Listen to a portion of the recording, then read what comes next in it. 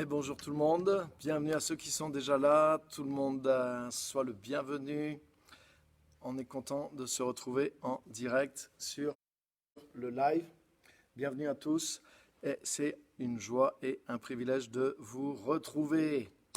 Bienvenue Geneviève, Pascal, Céline, Ludivine, Clarisse, bienvenue, bien le bonsoir. J'espère que vous allez bien et que ça se passe bien pour vous. L'été, je sais que certains sont en vacances. Et en tout cas, que Dieu vous bénisse. Bienvenue Sylvie, bienvenue à tous. C'est un plaisir de vous voir. Et on va partager ce soir quelque chose de fort et quelque chose d'édifiant comme à chaque fois, qui va nous aider. Mon but, c'est au travers de ces lives, c'est vraiment de nous aider à positionner notre vie dans la grandeur pour Dieu, dans ce qu'il y a de meilleur pour le Seigneur. Amen. Pasteur Simone, bienvenue. Bienvenue à tous. Ok, super. Et on est content d'être là et de pouvoir partager la parole de Dieu ensemble. Amen. Donc je voudrais lire un texte spécial avec vous ce soir, sur lequel on va se baser, qui est dans 2 Timothée, chapitre 1er, et à partir du verset 9. Mais je vais vous lire dans une version qui s'appelle la version Parole vivante. Je ne sais pas si vous connaissez cette version qui n'existe que sur le Nouveau Testament et qui est une version amplifiée du Nouveau Testament, une traduction, on peut dire amplifiée, qui correspond à la version amplifiée qui existe dans le monde anglophone.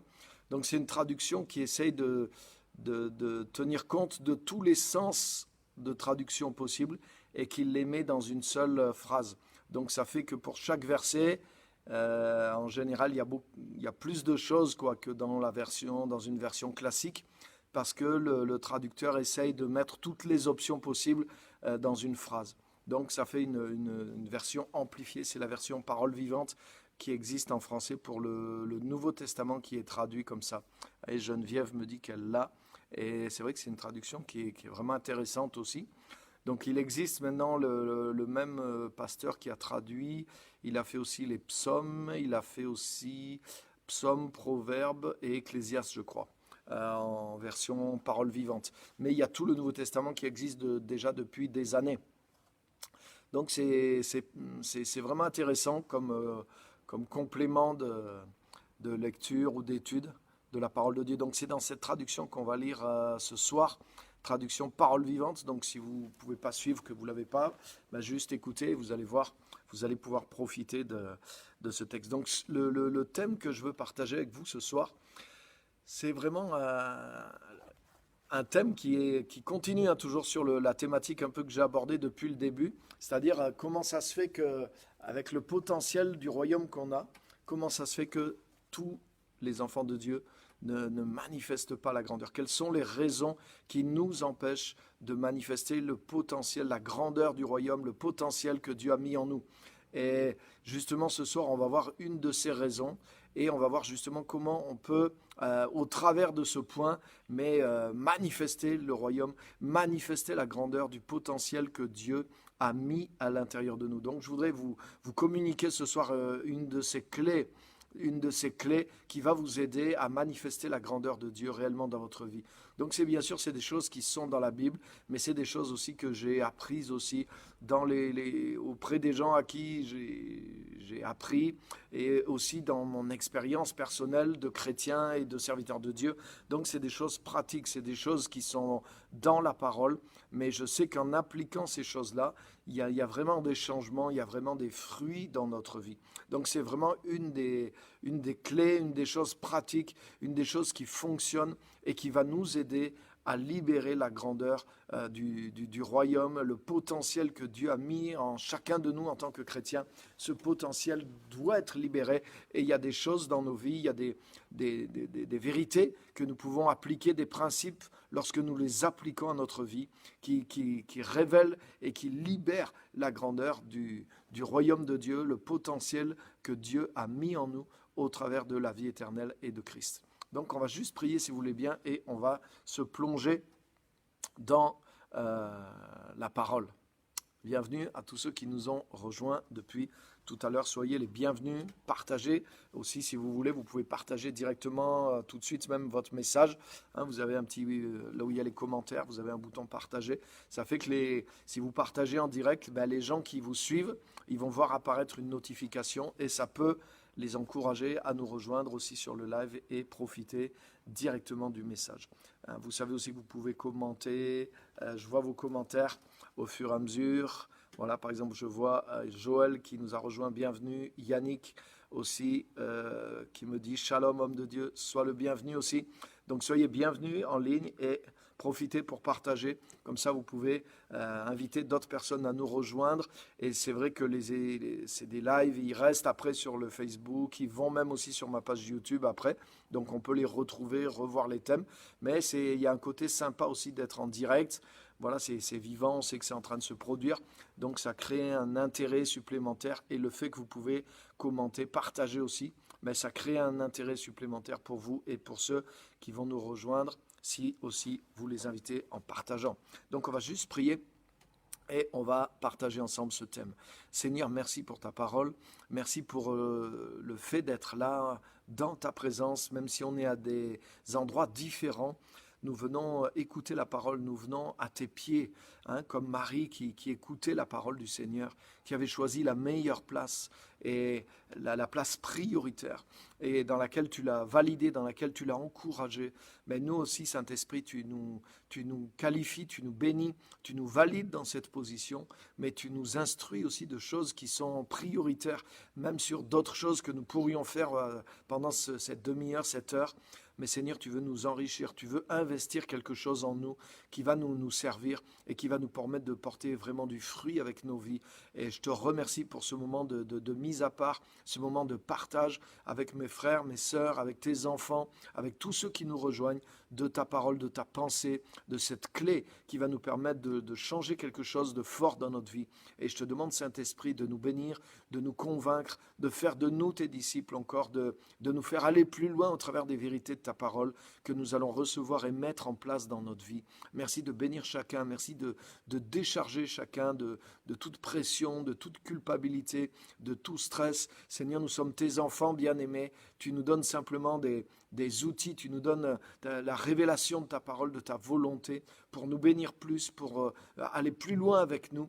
Et Seigneur, c'est en toute paix, en toute grâce, en toute joie que nous recevons ta parole. Seigneur, quand Marie était au pied de Jésus, elle a passé un bon moment et elle n'était pas là en train de stresser ou de se sentir sous la pression de Jésus. C'était un temps spécial, un temps de bénédiction pour elle. Et ce temps aussi est un temps spécial pour nous, un temps spécial du Seigneur pour nous. Et c'est un temps de bénédiction et d'enrichissement pour amener nos vies plus loin. Et je te remercie, Seigneur, aide-nous à le vivre vraiment comme tu veux que nous puissions le vivre par le Saint-Esprit et au nom de Jésus qui agit maintenant dans chacun de nous. Amen et Amen. Amen. Donc bienvenue à tous ceux qui nous ont rejoints. Donc on va lire ensemble un premier passage qui est dans 2 Timothée chapitre 1 et verset 9. Donc mon thème exact, c'est une des clés pour libérer la grandeur du royaume qui est en nous, c'est voir notre vie comme un projet. Voir notre vie comme un projet. Apprendre à voir notre vie, à considérer l'ensemble de notre vie sur terre comme un projet pour le Seigneur, un projet pour Dieu. Et c'est une des clés de notre réussite en tant que chrétien. Lorsque nous ne voyons pas que notre vie est un projet pour Dieu, mais nous sommes limités, nous sommes restreints dans ce que notre vie va devenir, même que nous appartenions au Seigneur, même que nous ayons reçu Christ dans notre vie. Et il y a un moment où le Saint-Esprit ouvre nos yeux, où il veut nous convaincre et il veut nous montrer que notre vie est un projet, notre vie doit être menée, peut-être vécue comme un projet pour Dieu. Et là, notre vie prend une autre dimension. Et ce soir, c'est ce que je voudrais partager avec vous. Le Saint-Esprit veut ajouter comme une dimension à notre vie de chrétien, à notre vie d'enfant de Dieu. Et c'est au travers de ce point clé, apprendre à voir notre vie comme un projet. Donc on va lire ensemble dans 2 Timothée chapitre 1 et au verset 9. Donc je lis dans la version Parole vivante, qui est cette version amplifiée. Il est dit ceci, c'est lui qui nous a sauvés et nous a appelés à mener une vie sainte et consacrée. C'est lui qui nous a adressé notre vocation particulière. Et s'il l'a fait, ce n'est certes pas à cause de nos mérites ou de nos œuvres, mais bien parce qu'il en avait librement décidé ainsi, parce qu'il est bienveillant et qu'il désire nous accorder sa faveur.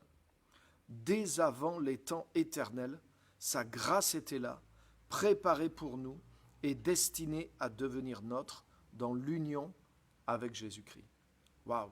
Donc ça, c'est la version amplifiée, vous voyez, le verset 9, et il y a toutes les options possibles, et il est rendu comme ça dans cette traduction. Je vous le relis. Donc c'est lui, c'est Dieu, qui nous a sauvés et qui nous a appelés à mener une vie sainte et consacrée. C'est lui qui nous a adressé notre vocation particulière. Et s'il l'a fait, ce n'est certes pas à cause de nos mérites ou de nos œuvres, mais bien parce qu'il en avait librement décidé ainsi, parce qu'il est bienveillant et qu'il désire nous accorder sa faveur. Dès avant les temps éternels, sa grâce était là, préparée pour nous et destinée à devenir nôtre dans l'union avec Jésus-Christ. Amen. Amen, amen, amen. Donc je voudrais voir juste quelques points avec vous à partir de ce verset.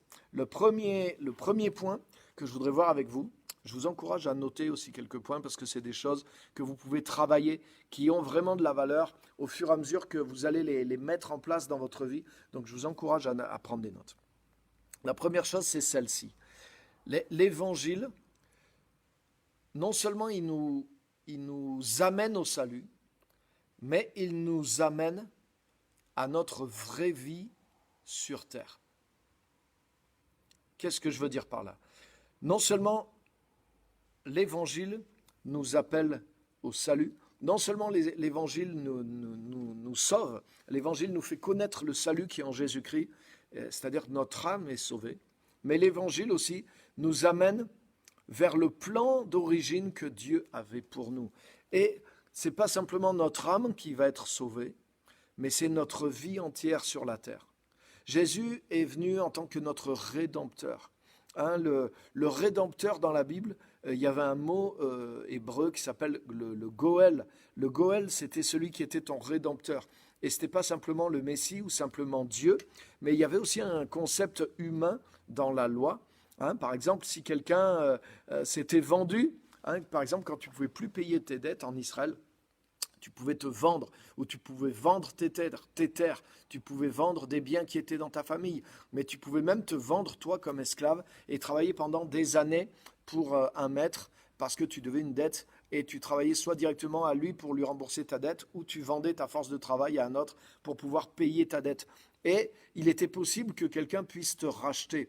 Il y avait des gens qui avaient un droit de rachat. Par exemple, quand vous lisez l'histoire de Ruth, dans la Bible, si vous êtes lecteur de la parole et que vous connaissez l'histoire de Ruth, vous avez vu comment Boaz avait un droit de rachat dans la famille de Ruth, et c'est comme ça que, dans la famille de Naomi, pardon, et c'est comme ça qu'il a eu le droit de racheter également Naomi, Ruth, pardon, la Moabite, qui est devenue son épouse.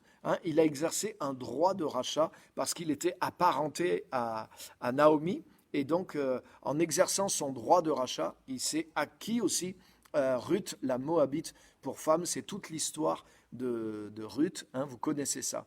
Et ce droit de rachat, c'était une loi en Israël. Et celui qui avait le droit de rachat et qui exerçait son droit de rachat, le nom, c'était le Goël. Ça veut dire celui qui est le racheteur, celui qui est le rédempteur. Et quand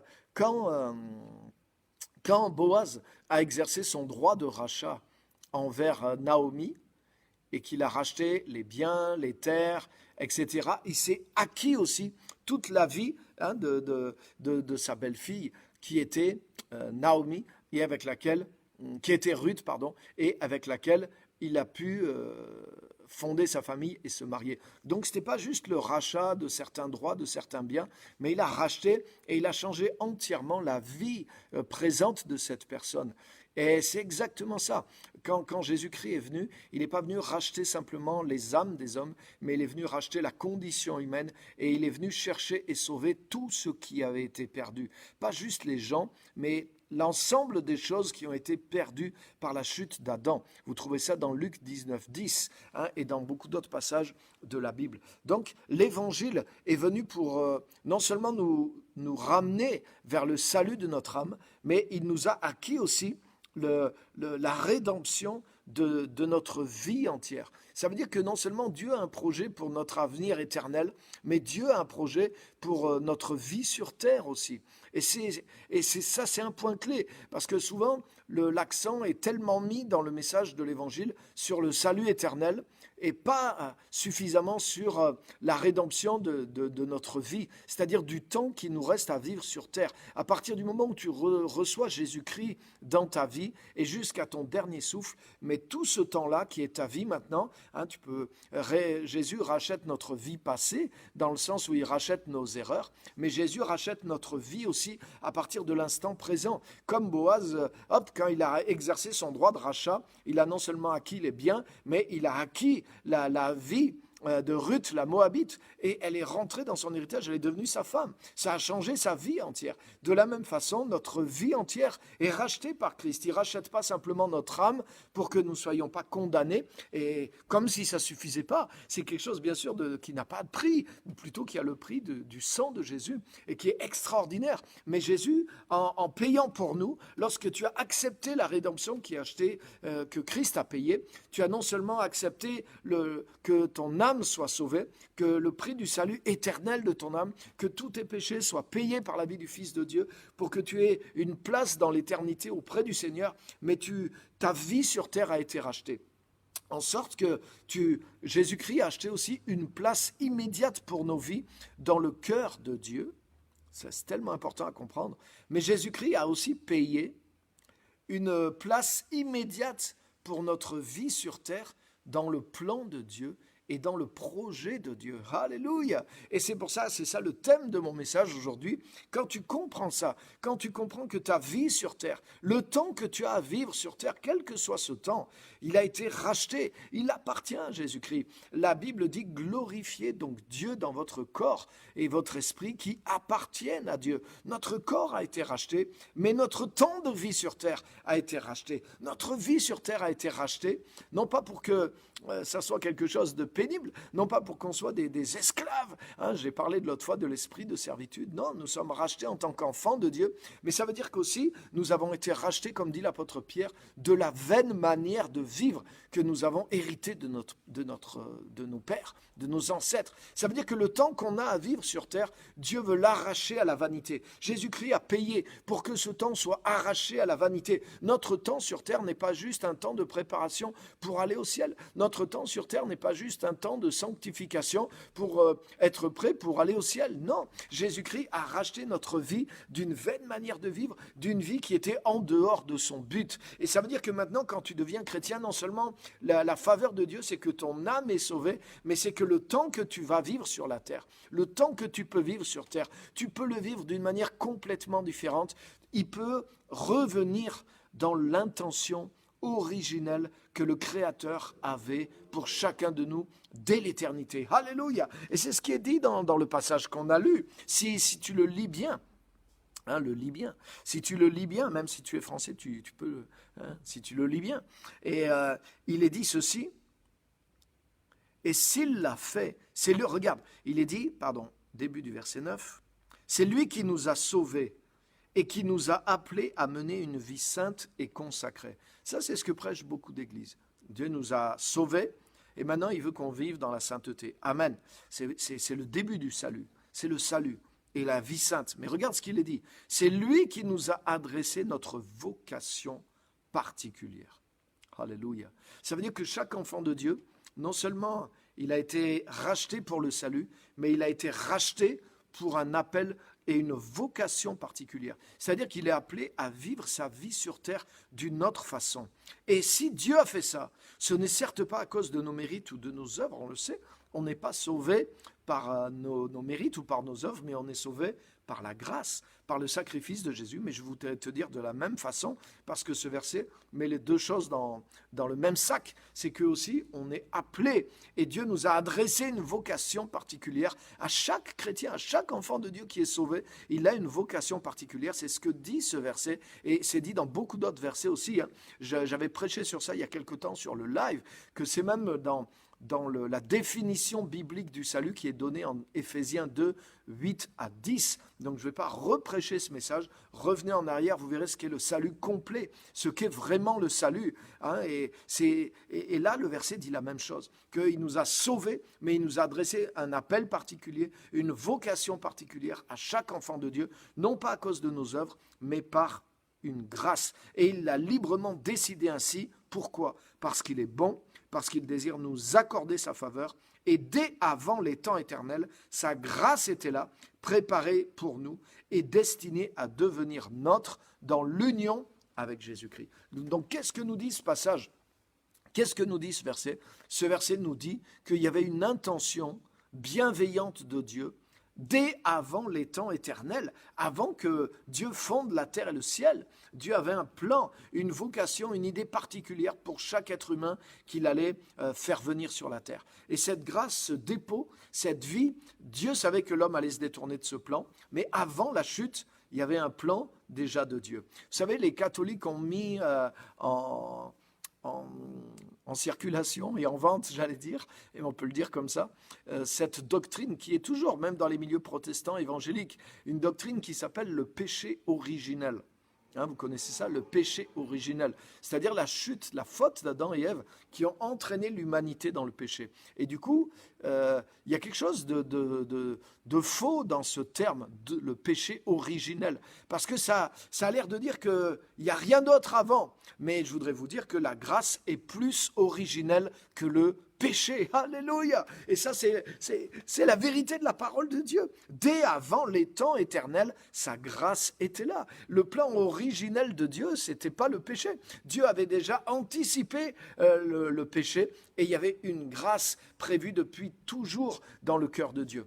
Je vous donne un verset qui me vient comme ça à l'esprit, qui appuie ça et qui est très puissant, qui est dans Apocalypse, je crois, au chapitre 13, et je pense qu'il est 2 fois dans le livre de l'Apocalypse. Il est question dans l'Apocalypse de l'agneau de Dieu qui a été immolé dès avant la fondation du monde. Vous connaissez ce passage, vous qui êtes un peu rodés aux Écritures. L'agneau de Dieu qui a été immolé dès avant la fondation du monde. Ça veut dire que le sacrifice de Jésus est déjà prévu par Dieu avant ce que les hommes ont appelé dans leur doctrine et leur sagesse humaine le péché originel. Il y a une grâce originelle, il y a un dessein de Dieu, et il y a surtout un projet originel de Dieu pour chaque être humain, pour chaque créature. Et ce projet-là, le péché dit originel n'a pas pu avorter ce péché-là, parce que je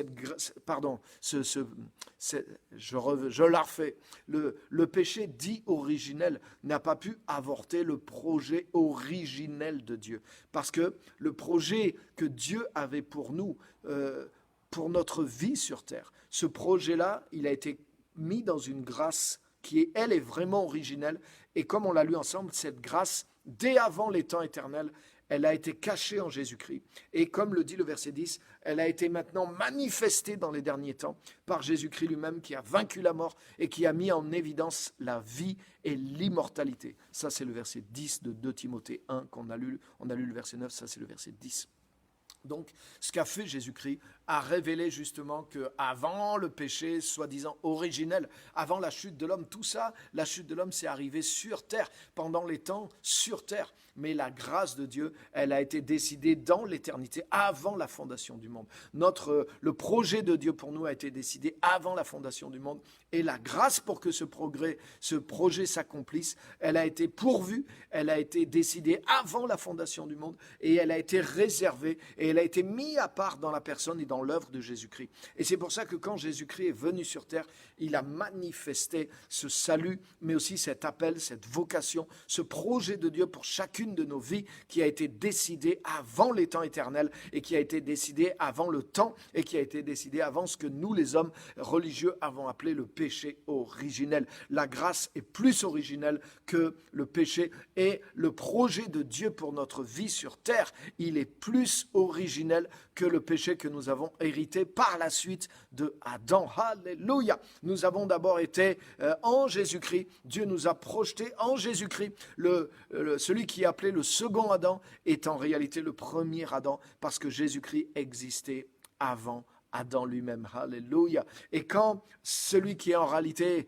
le deuxième Adam, Adam a été manifesté sur terre, mais il a fait la faute qui a précipité l'humanité dans une direction, mais Dieu avait déjà pourvu en Jésus-Christ à quelque chose de plus puissant. Et quand Jésus-Christ est venu, c'est ce qu'on a lu dans 2 Timothée chapitre 1 verset 10, il a manifesté ce dessein éternel. Il a manifesté le véritable plan originel de Dieu et il l'a manifesté en détruisant la mort, en réduisant la mort à l'impuissance et en manifestant la vie et l'immortalité. Alléluia! C'est pour ça que Jésus-Christ est le véritable Adam. Il est celui qui est venu du ciel. Il est celui qui est non seulement né sans péché comme était le premier Adam, mais il a vaincu le diable, il a vaincu la mort, et le premier à être ressuscité, et le premier homme glorifié à être monté dans les lieux célestes, et il a ouvert la voie pour nous, et il a ramené le dessein originel de Dieu pour la vie de tout être humain qui est en lui et en Jésus-Christ. C'est pour ça que la vie que toi et moi, en tant qu'enfants de Dieu,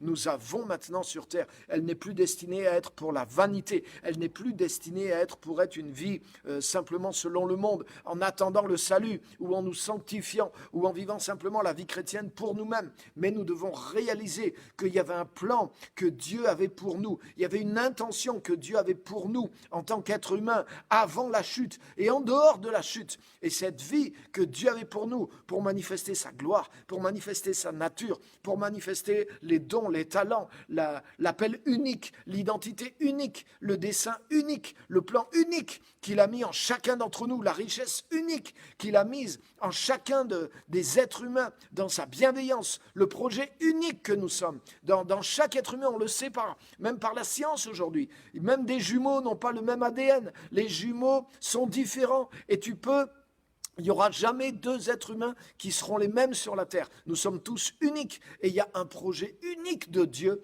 que Dieu a caché dans les temps éternels, dans la personne de Jésus-Christ. Et c'est ça qui va aider à manifester la grandeur de Dieu. Le salut de Dieu que nous recevons ne suffit pas à manifester la grandeur et la gloire de Dieu sur la terre. Mais c'est lorsqu'on comprend que toute notre vie est un projet que Dieu avait prévu depuis l'éternité. Et ce projet maintenant peut être manifesté à cause de Jésus-Christ. Ce que Jésus-Christ est venu apporter sur la terre, ce n'est pas le salut juste de notre âme, mais c'est la rédemption de notre vie tout entière. Et c'est pour ça que lorsqu'on comprend ça et qu'on ose croire à ça et qu'on lance notre vie dans ce projet de Dieu, qu'on le recherche, qu'on le poursuit, qu'on fait de notre projet de vie, que le projet de Dieu pour notre vie soit manifesté et qu'on le fait correspondre, alors la grandeur de Dieu commence à se manifester, à se voir dans notre vie tout entière. Et c'est ce que Jésus a fait le premier, il a ouvert cette voie, comme il est écrit pour nous, celui qui nous a ouvert une carrière. Quand Jésus dit « Je suis le chemin, la vérité, la vie », mais ça veut dire plus qu'il est le chemin qui mène au ciel, alors que nous, les chrétiens, souvent, c'est ce qu'on a réduit dans notre message. On a réduit la rédemption au salut. On a réduit les paroles de Jésus au salut, mais c'est beaucoup plus que ça. Il est le chemin, c'est-à-dire il est le chemin à suivre. Et ça veut dire que le style de vie que Jésus a vécu, c'est le chemin qui est possible maintenant pour tous les êtres humains qui sont nés en lui, qui ont été engendrés en lui, parce qu'ils reconnectent au plan originel de Dieu qui remonte au jour de l'éternité. Alléluia. Et ça, c'est extrêmement puissant, les amis. C'est extrêmement puissant. Donc, je voudrais vous dire, comme on l'a lu dans le verset 9, il est dit « Ce n'est certes pas à cause de nos mérites ou de nos œuvres qui nous a sauvés, mais qui nous a aussi adressé cet appel à vivre notre vie comme un projet pour la gloire de Dieu, à vivre notre vocation. » Ça veut dire que notre vie sur terre, elle a un plan. Dieu a une intention pour notre vie sur terre. Et Dieu nous a fait venir sur terre pour que, en Jésus-Christ, maintenant que nous avons trouvé Christ, cette intention puisse être vécue et manifestée. Et il dit, c'est pas à cause de nos mérites ou de nos œuvres, écoutez bien ça, mais bien parce qu'il en avait librement décidé ainsi, dans l'éternité, parce qu'il est bienveillant et qu'il désire nous accorder sa faveur. Alléluia. Beaucoup de chrétiens n'ont pas de mal à réaliser que le sacrifice de Jésus pour nous donner une place dans le ciel, mais c'est la faveur de Dieu. Mais ce n'est pas tous les chrétiens qui réalisent que maintenant, vivre leur vie pour le plan de Dieu, pour servir Dieu, pour accomplir le but et les desseins de Dieu, voir leur vie comme un projet de Dieu sur terre, pour que la gloire de Dieu y soit manifestée, et poursuivre ce plan, être persuadé que Dieu a un plan éternel pour eux, avec la vie qu'ils ont à vivre sur terre, et poursuivre ce plan, donner leur vie pour que ce plan s'accomplisse. Peu de chrétiens voient que ça, c'est une faveur de Dieu. Mais c'est ce que nous révèle ce verset. Et j'aimerais tellement qu'avec l'aide du Saint-Esprit et de la parole de Dieu ce soir, vous saisissiez ça. Et de même que ce n'est pas difficile de croire que si Jésus s'est sacrifié pour que j'aille pas en enfer, mais que j'aille au ciel, mais c'est la faveur de Dieu. Il m'accorde la meilleure destination. Mais dis-toi aussi qu'il t'accorde la meilleure utilisation, le meilleur usage, le meilleure destination pour ta vie sur terre, pour le temps que tu as à vivre sur terre, qui te reste à vivre sur terre, maintenant que tu es devenu enfant de Dieu. Mais Dieu veut arracher ta vie à une vaine manière de vivre. Et l'idée de Dieu, c'est que Dieu a conçu de toute éternité un plan pour toi. Dieu a conçu de toute éternité une autre vie sur terre que celle que tu menais. Pas juste d'être chrétien, de posséder le salut, mais une manière de servir Dieu, une manière de poursuivre un projet de Dieu, une vocation, un appel, une direction, un service, une manière de vivre entièrement ta vie pour Dieu, que Dieu a préparé de toute éternité et pour lequel Dieu t'a préparé. Dieu t'a conçu, Dieu t'a préparé, même des choses dans ta vie physique, même des choses dans tes circonstances, des choses dans tes compétences, dans tes capacités. Tout ça, Dieu l'a prévu pour que, avec la nouvelle naissance en Jésus-Christ, toutes ces choses-là sont tes qualifications pour le plan que Dieu a préparé, le plan originel de Dieu dès avant la fondation du monde, avant la chute et toutes ces choses-là. Et Jésus, qui est le vrai Goël, le vrai Rédempteur, a payé de sa vie, comme ce Boaz, pour que tu puisses lui appartenir et pour qu'il puisse manifester ta vraie identité. Ruth, la Moabite, le plan de Dieu pour elle, alors que c'était une étrangère au peuple de Dieu, alors qu'elle n'avait aucun droit normalement en Israël. Mais à cause de sa belle-mère et à cause du droit de rachat, à cause de la loi du Rédempteur qui existait en Israël, mais à cause de ça, elle est devenue l'ancêtre de Jésus lui-même. Ce n'est pas le hasard. C'est Dieu veut nous parler. Dieu veut nous montrer que par la rédemption qui va exister plus tard dans le Messie, il y a comme une anticipation. Même au niveau des Juifs, c'est quelque chose qui n'est pas normal. Regarde, même du temps de Jésus, les apôtres qui étaient marqués par le judaïsme, ils n'osaient même pas rentrer chez un païen. Quand Pierre est rentré chez Corneille ou quand les Juifs veulent la mort de Jésus. Mais comme c'est la Pâque, il est dit qu'ils n'entrèrent pas dans le prétoire de chez Pilate, de crainte de se souiller. Des fois, on ne fait pas gaffe, on lit ces versets, on ne cherche pas à comprendre qu'est-ce que ça veut dire. Ça veut dire quoi? Ça veut dire que pour un juif, rentrer chez un païen, c'était devenir impur religieusement. Donc imagine si on avait dit aux Juifs, mais il y aura une Moabite, en plus les Moabites, mais c'est un peuple, c'est le peuple qui a fait tomber Israël dans le péché.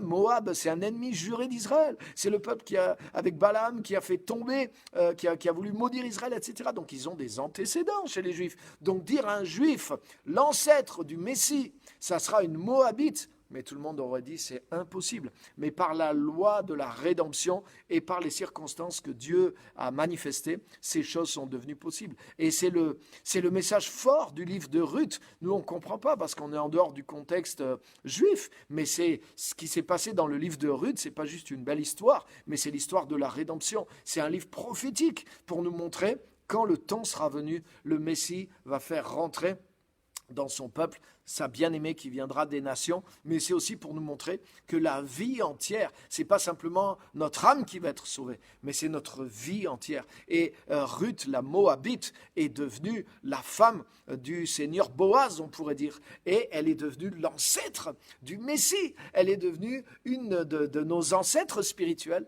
qui a permis que les nations soient engendrées dans une nouvelle identité. Elle est devenue Madame Boaz. Elle n'est pas restée Moabite, elle est devenue devenue comme Madame Boaz. Elle est rentrée dans le peuple de Dieu et elle est rentrée à une place d'honneur. Elle n'est pas rentrée par la petite porte, mais elle est rentrée dans la lignée du Messie lui-même. Quelle grâce et quelle puissance. Alléluia. Et ça, c'est le message de Dieu. C'est pour nous dire que le Messie, la loi de Goël, la loi du Rédempteur, elle a un pouvoir de changer notre identité et de nous amener dans l'identité et dans le plan que Dieu avait conçu depuis toute éternité. Alléluia. C'est pour ça que se contenter d'avoir notre âme sauvée, de vivre une vie de sanctification, de prier, de vivre une bonne vie chrétienne, mais sans pénétrer le projet de Dieu pour notre vie, sans échanger notre vie sur terre pour celle du projet de Dieu, ça serait comme pour Ruth si elle était restée Ruth la Moabite jusqu'à la fin de ses jours, au lieu de devenir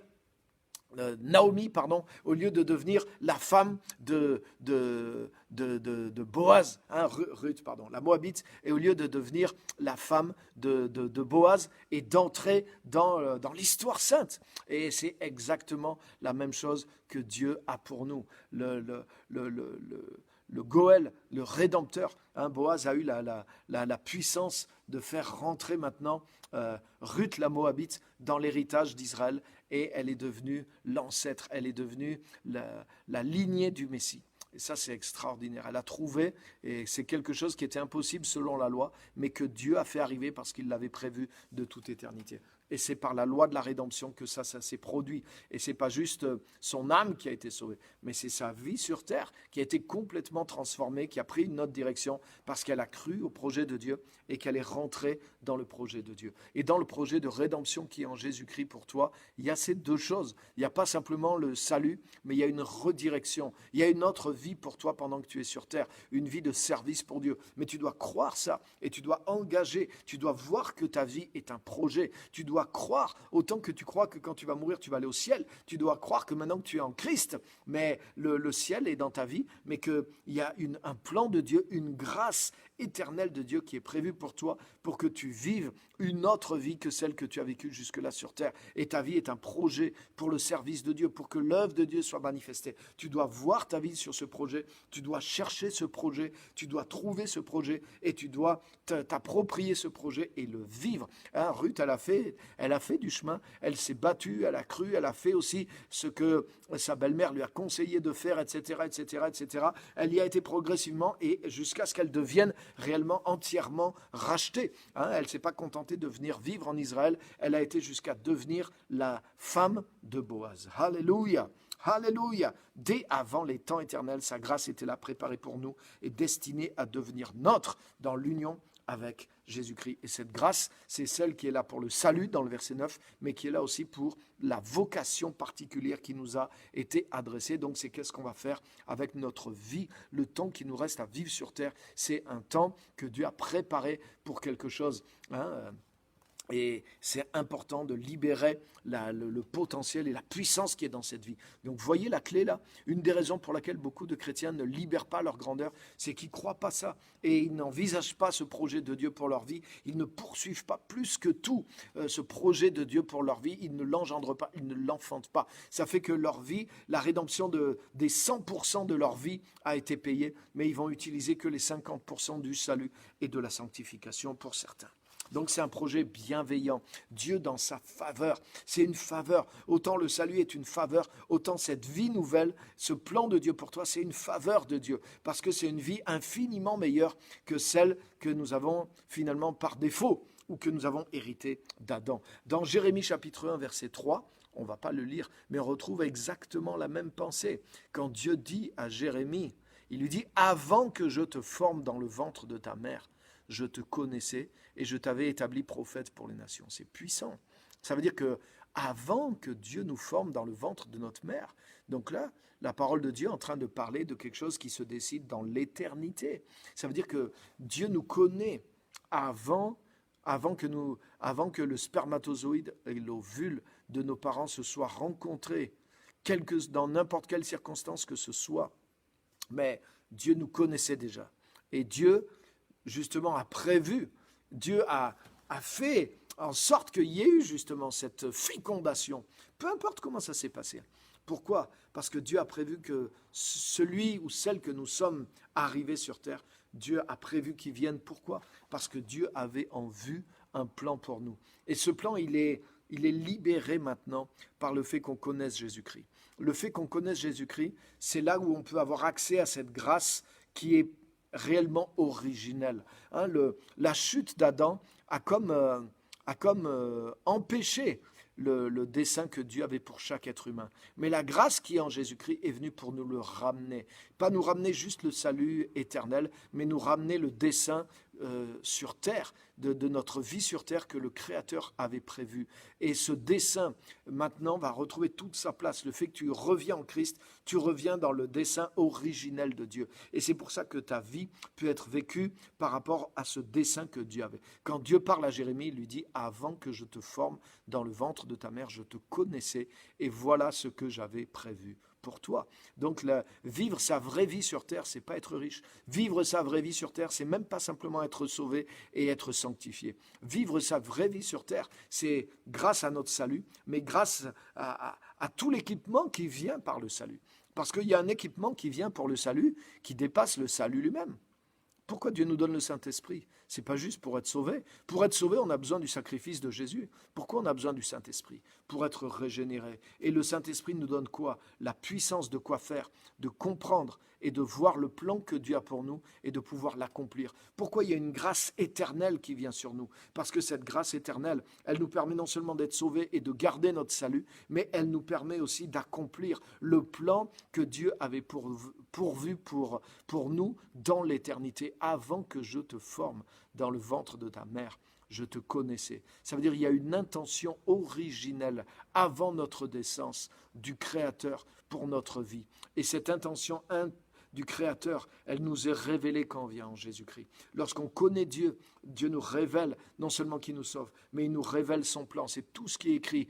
Pour tous les détails de ça, vous lirez dans 1 Corinthiens chapitre 2, du verset 7 jusqu'au verset 12, où on voit que le Saint-Esprit nous est donné pour nous révéler les choses que Dieu nous a préparées dans sa grâce. Et cette grâce, on l'a lu ensemble dans 2 Timothée, elle est préparée depuis les temps éternels, depuis avant la fondation du monde. Et le Saint-Esprit nous est donné pour nous révéler ces choses-là, pour nous révéler l'intention du Créateur, pour laquelle nous sommes venus au monde et pour laquelle maintenant nous avons découvert Jésus-Christ. Et tout l'équipement qui est en Jésus-Christ, il est là pour nous équiper dans le plan que Dieu avait préparé d'avance pour nous. Et ce plan, c'est une faveur, les amis, c'est une faveur. Réussir sa vie sur terre, c'est accomplir le plan de Dieu. C'est pas forcément être riche, c'est pas forcément que tout se passe bien, c'est pas forcément avoir la joie qu'il y a dans le monde tous les jours de notre vie. Hein, Jésus a réussi sa vie, malgré qu'il n'a pas eu grand-chose des richesses de la terre. Jésus a réussi sa vie parce qu'il a manifesté le dessein éternel de Dieu.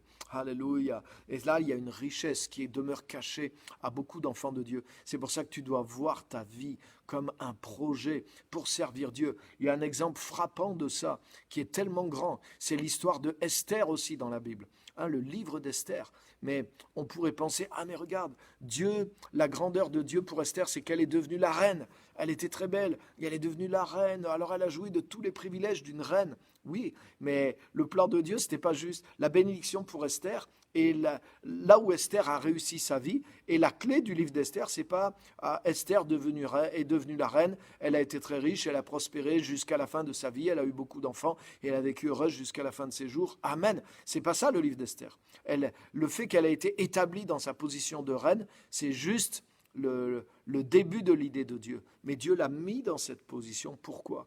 Pour qu'elle puisse jouer un rôle clé. Comment? En risquant sa vie, en dévoilant qu'elle était juive, et pour pouvoir sauver le peuple juif. Hein, c'est Esther 4,14, qui est le tournant du livre d'Esther, qui révèle le pourquoi de sa position sur terre, de sa grandeur aux yeux des hommes sur terre. Esther a eu la grandeur et une forme de réussite que les hommes veulent sur terre. Elle est devenue la reine, elle était la star numéro 1 de tout l'Empire, elle était la plus belle. Hein, ça c'est comme, voilà, les femmes pensent, ou les hommes pensent aussi, la réussite c'est être beau, bien musclé, avoir beaucoup d'argent, avoir, etc., etc. C'est un type de réussite que le monde nous propose. Mais des fois dans l'Église, on en vient presque à croire ça. Mais la réussite d'Esther, elle n'est pas là. Dieu a permis ces circonstances spéciales dans la vie d'Esther pour un but spécial, que son cousin Mardochée, qui est son mentor, lui révèle au verset 14. Qui sait si ce n'est pas pour un temps comme celui-ci que tu es parvenu à la royauté. Donc la réussite pour un enfant de Dieu, c'est lorsque tu décryptes quel est le dessein éternel que Dieu a pour toi. Et peut-être ce dessein éternel, il peut se manifester quand tu deviens le plus grand, mais il peut se manifester aussi quand tu es crucifié sur une croix. Le dessein éternel pour Jésus, il s'est manifesté lorsque Jésus a accepté la croix. Et c'est là la plus grande réussite de la vie de Jésus-Christ. Pourtant, pour tout le monde, c'était une défaite totale. Et la reine Esther, si elle n'avait pas eu la vision de l'intention éternelle de Dieu, elle aurait pu se contenter de rester dans son confort, de garder sa place de reine et de ne pas risquer sa place, mais aussi sa propre vie. Parce que quand elle s'est dévoilée comme juive, elle risquait non seulement de perdre toute cette richesse matérielle, mais elle risquait de mourir aussi. Et elle a dit, je prends ce risque parce que je comprends que le dessein éternel, Dieu m'a mis dans cette position-là pour que maintenant je joue ma carte, que je joue mon rôle d'influence. Et si je dois perdre ma vie pour essayer de sauver celle de mon peuple, j'ai compris que c'est ça le plan de Dieu, alors je vais le faire. Et quand elle a fait ça, elle n'a pas perdu sa vie, mais elle l'a retrouvée. Et c'est exactement la même chose pour les enfants de Dieu. Lorsque nous perdons notre vie pour rentrer dans le plan de Dieu, c'est là que nous la retrouvons. Nous trouvons notre véritable vie. Et c'est là que les chrétiens se rendent compte que c'était une faveur. Et tu te rends compte que ta vie, en dehors du plan de Dieu, elle était vaine. Vivre sauvé en dehors du plan de Dieu, c'est une vie vaine. C'est une vie de misère. C'est une vie dans laquelle même notre âme peut être sauvée, mais notre vie peut être petite, peut être misérable. Parce que la grandeur du dessein éternel de Dieu n'a pas été manifestée. Pour un chrétien, manifester la grandeur de Dieu dans sa vie, c'est pas manifester une grandeur selon le monde. C'est pas manifester une prospérité selon le monde. Et il y a beaucoup de chrétiens, d'églises et de serviteurs de Dieu qui se trompent et qui amènent les chrétiens dans ce faux message. Il y en a d'autres qui se trompent en les amenant dans une pauvreté systématique, dans un manque systématique pour leur vie terrestre aussi. Mais je voudrais te dire que c'est ni l'une ni l'autre. La grandeur pour un enfant de Dieu, c'est lorsque le dessein éternel de Dieu se manifeste dans la vie d'un enfant de Dieu. Lorsqu'un enfant de Dieu trouve ce plan, lorsqu'un enfant de Dieu fait de sa vie le projet de Dieu et que le projet de vie du chrétien, ça devient de manifester le dessein éternel de Dieu au travers de sa vie. Et il embarque sa vie là-dedans. Et ça peut prendre différentes formes. Regarde ce que Jésus dit. Jésus dit, par exemple, il compare les deux ministères de son époque, qui a été le ministère de Jean-Baptiste et son propre ministère. Autrement dit, deux vocations différentes. Et il dit que dans certaines formes, elles étaétait opposées. Il dit, Jean est venu, et lui, il ne mangeait pas, il ne buvait pas, il n'avait aucun luxe. Il avait un seul habit en poil de chameau, une ceinture de cuir, il se nourrissait de miel et d'insectes, de sauterelles sauvages. Autrement dit, le gars, il passait sa vie dans le jeûne ou à moitié dans le jeûne. Et pourtant, c'était sa vocation particulière de Dieu. Mais Jésus lui est arrivé, et lui, Jésus, il mangeait, il buvait.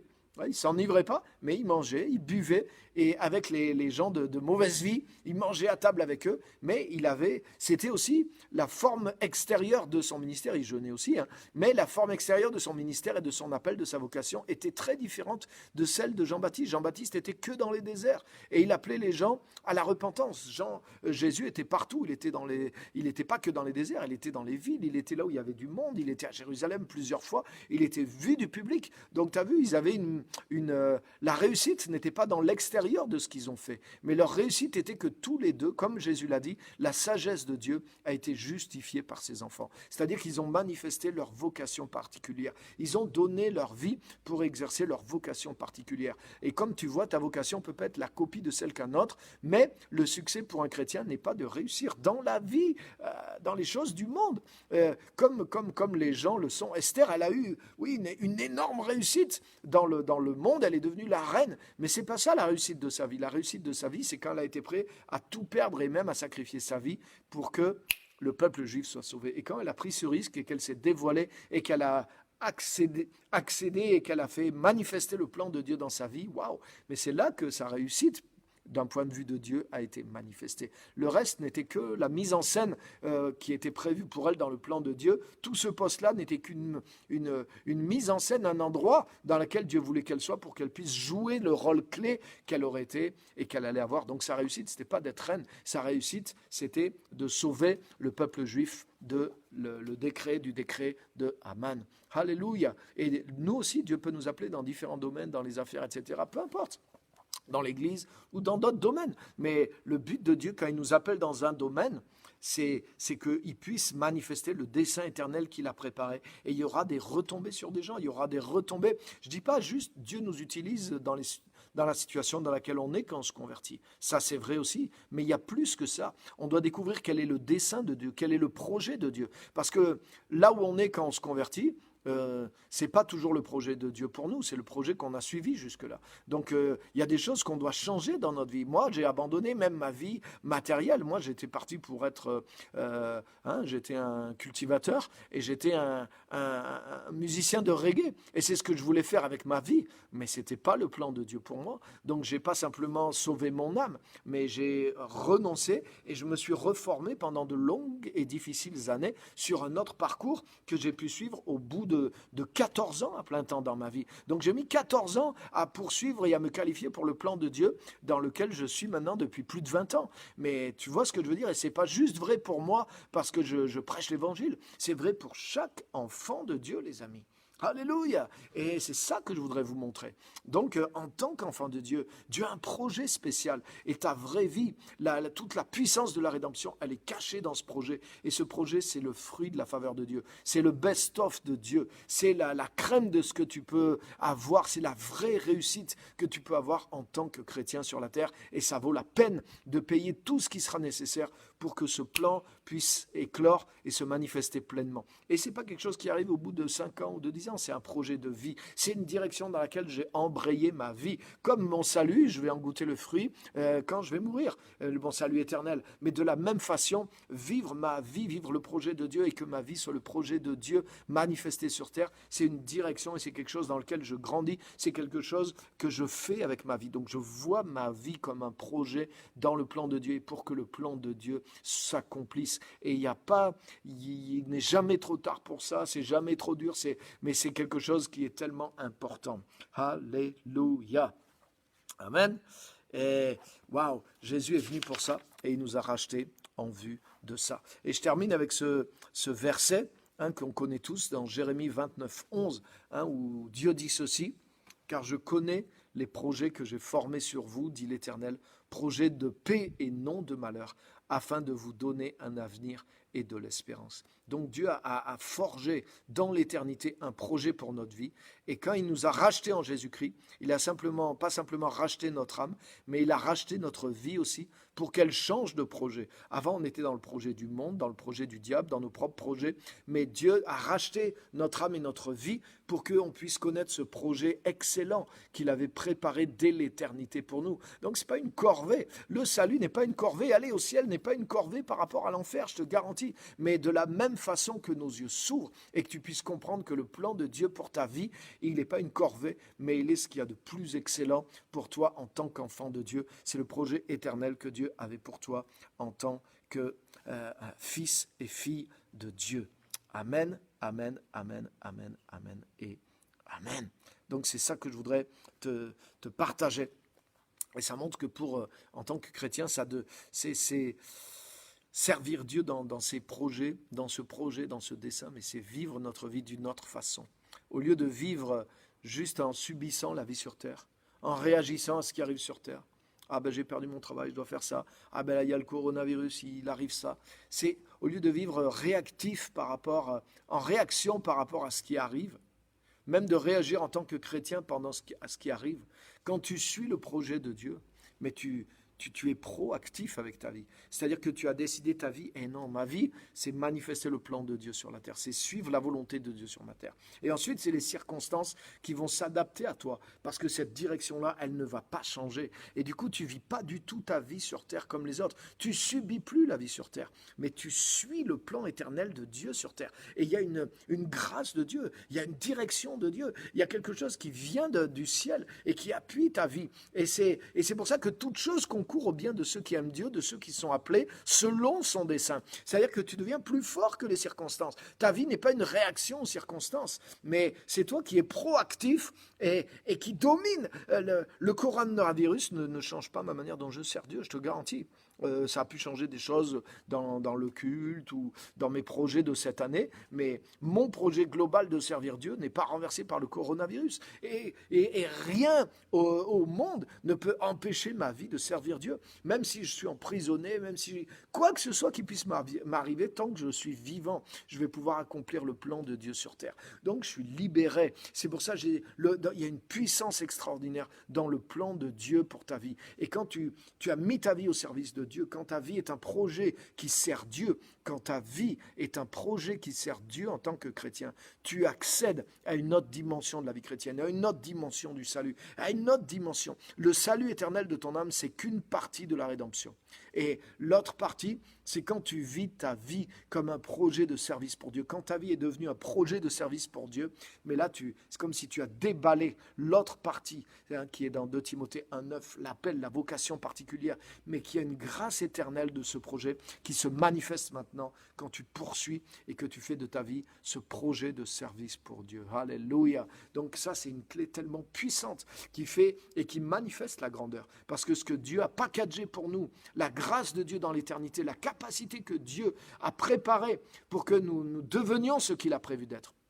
Comme quand il a parlé à Jérémie. Jérémie, mais il a dit, mais moi je ne suis pas capable, je suis trop petit pour être un prophète. Mais qu'est-ce que Dieu lui dit? Mais Jérémie, je te connaissais avant de te former dans le ventre de ta mère, et j'ai une grâce, j'ai déjà prévu que tu sois ça. Ça veut dire que si tu le crois et que tu l'acceptes et que tu le poursuis, mais ça va libérer cette capacité de Dieu. L'important, c'est pas ce que tu crois qui est capable. L'important, c'est que tu réalises que Dieu a mis cette capacité dans le plan qu'il a pour toi. Et si tu suis ce plan, cette capacité va venir sur toi, elle va se libérer et tu vas la voir se manifester. Donc tu dois oser croire et poursuivre et faire de ta vie ce projet. Et tu vas voir la grandeur de Dieu se manifester petit à petit dans ta vie. Donc ne le fais pas pendant 3 mois et si ça ne marche pas, tu reviens à une vaine manière de vivre. Non, tu dois perdre ta vie. Normalement, dans le baptême, c'est ce qu'on a fait, c'est ce qu'on est censé avoir fait en tant que chrétien. Mais souvent, on n'a pas vu toute cette implication. Donc j'aimerais que tu vois quelque chose et que tu suives ce que tu vois ce soir au travers de ce message. Alléluia. Donc je ne vais pas aller plus loin parce qu'il est déjà l'heure et je voudrais juste répondre à vos questions et à vos commentaires pendant quelques instants avec vous. Donc si vous avez des commentaires, vous pouvez partager aussi le message. N'hésitez pas à repartager le message si vous ne l'avez pas encore fait. Et s'il y a des commentaires ou des questions, mais j'aurai la joie de répondre. Donc n'hésitez pas à me mettre une question ou un commentaire. Amen. Oui, donc le texte que j'ai cité tout à l'heure, Apocalypse 13:8. Merci Geneviève, l'agneau qui a été immolé avant la fondation du monde. C'était bien dans Apocalypse 13. Amen. Amen. Donc je ne vois pas de commentaires particuliers.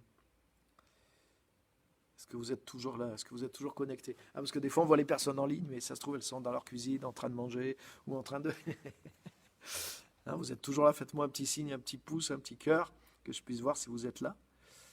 Et n'hésitez pas à mettre un petit commentaire, n'hésitez pas à... Ok, amen, je vois que vous êtes là. Merci beaucoup. N'hésitez pas en tout cas à poser une question, mettre un commentaire. Sinon, peut-être vous êtes sous le choc de ce que vous avez entendu, sous la puissance de ce que vous avez entendu. Amen. Et vous êtes en train de le digérer. Moi, c'est des messages que je vous encourage à réécouter. Parce qu'honnêtement, ce n'est pas des messages qu'on entend partout dans l'Église aujourd'hui. Et c'est des messages clés. Et si vous entendez juste ce message, mais qu'il est dilué par 100 messages qui vous disent que non, la réussite sur Terre, c'est la prospérité, c'est ceci, c'est attendre la fin du monde, c'est se planquer sur Terre en attendant que Jésus revienne. Il y a aujourd'hui des trucs qui circulent dans les milieux chrétiens qui sont loin de tout ça et qui vous empêcheront de vivre ces choses-là. Donc pour que ce message porte du fruit en toi, il faut que tu le crois, il faut qu'il devienne ta raison de vivre, il faut que tu en sois persuadé pour que tu puisses engager ta vie pour le mettre en pratique. Ça veut dire que ça doit devenir 80% de ton message et pas 10% de ce que tu entends. Si c'est un message parmi tant d'autres, eh ben, comme dit la Bible, quand la parole du royaume, elle vient dans le cœur d'un homme, si il y a d'autres choses qui poussent en même temps, ça devient des ronces et d'épines et qui rendent infructueux. Donc tu peux recevoir le bon message et qui ne porte pas de fruits dans ta vie s'il t'influence simplement à 10%. Si tu veux que ce message, si tu crois que ce message est vraiment le message de Dieu pour toi et qui transforme ta vie, il faut que ce message t'influence à 80, entre 80 et 100%. Et là, s'il a cette teneur dans ta vie, mais il t'influencera et ta vie changera, je te le garantis. Moi, c'est ce que je fais avec ma vie. Je vous garantis qu'il est dit même de Jésus, qui était le serviteur de Dieu, qu'il est devenu sourd. Et il y en a qui disent, mais comment c'est possible ? Vous connaissez ce passage dans Isaïe ? Qui est sourd comme mon serviteur ? Qui est aveugle comme mon serviteur que j'envoie ? Waouh! Et c'est pour ça que même certains juifs très catégoriques, ils étudient la prophétie, ils disent mais comment ça, le Messie ne peut pas être sourd, il ne peut pas être aveugle, puisqu'il va rendre la vue aux aveugles et l'ouïe aux sourds. Mais il parlait dans un sens figuré. Oui, ce verset continue dans Isaïe, il dit tu as vu beaucoup de choses, mais tu n'y as point pris garde. Ça veut dire que quand tu veux vraiment servir le plan de Dieu, tu dois devenir aveugle à certaines choses et sourd à certaines choses. Ça ne veut pas dire faire l'autruche, mais ça veut dire que tu n'as pas le temps de mettre ta tête dans tout ce qui est faux, dans tout ce qui n'a pas de valeur, dans tout ce qui ne contribue pas à l'accomplissement du plan de Dieu pour ta vie. Tu dois être sélectif, tu dois absolument engager ta vie. Tu n'as pas de temps ni d'énergie à perdre. Tout ce que tu laisses rentrer en toi, ça t'influence. Donc si tu écoutes tous les messages chrétiens qu'il y a sur Internet, mais il y en a une quantité qui sont à jeter à la poubelle. Et il y en a quantité même qui risquent de pourrir ta vie et qui risquent de faire de toi quelqu'un d'inefficace parce qu'un coup tu vas entendre ça, un coup tu vas entendre d'autres choses. Donc tu dois avoir le discernement de ce qu'est la volonté de Dieu. Tu dois avoir le discernement de qu'est-ce qui est vraiment la pensée de Dieu pour toi. Et quand tu as compris ça, c'est ce que Paul dit à Timothée plus loin, tu verras. Il lui dit, garde le modèle que je t'ai donné. Le modèle que je t'ai donné, c'est celui-là que tu dois garder, que tu dois étudier,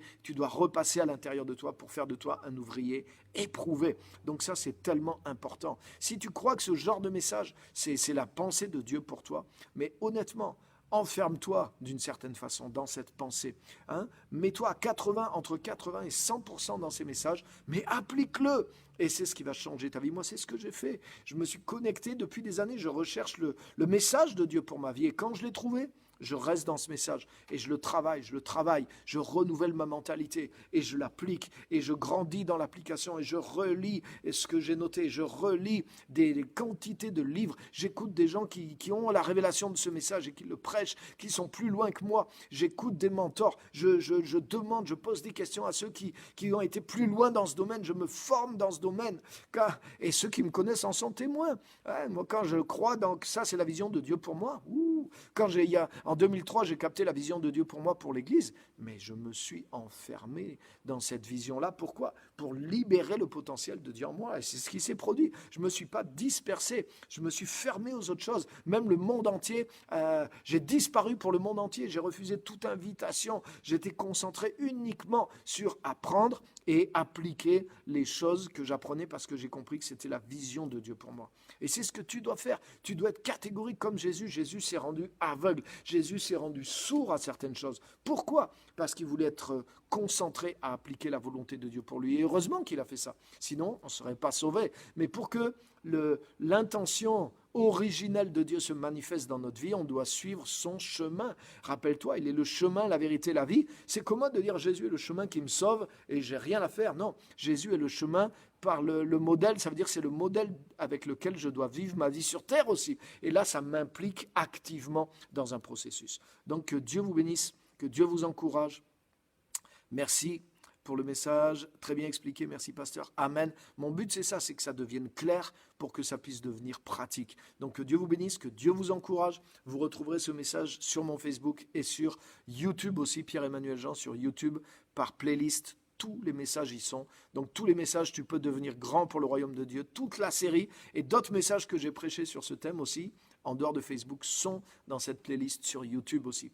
Donc inscrivez-vous, faites connaître ces messages-là à d'autres, invitez des gens, partagez la chaîne YouTube aussi, partagez ces messages parce que je vous garantis que c'est des messages qui doivent être entendus dans le monde chrétien. On entend trop de n'importe quoi. Et j'ai remarqué aussi que c'est pas toujours, malheureusement, c'est pas toujours ceux qui ont le bon message qui sont les plus écoutés sur Facebook ou sur YouTube. Et ça, vous le savez, la popularité, c'est pas toujours la vérité. Hein? Ceux qui sont populaires, c'est pas toujours les meilleurs. C'est vrai en musique, c'est vrai en cinéma, c'est vrai en cuisine, c'est vrai en tout. Hein? Donc, aidez-moi, aidez ce message. Si vous croyez que c'est un message qui vient de Dieu, partagez-le, rendez-le populaire aussi. Voilà, merci en tout cas à tous d'avoir été là, de faire tout ce travail avec moi et que cette parole porte du fruit dans vos vies. Réécoutez-le, appliquez-le, soyez systématiques. Faites de votre vie un projet pour servir Dieu et vous allez voir. Que Dieu vous bénisse. Merci et à bientôt. Bye.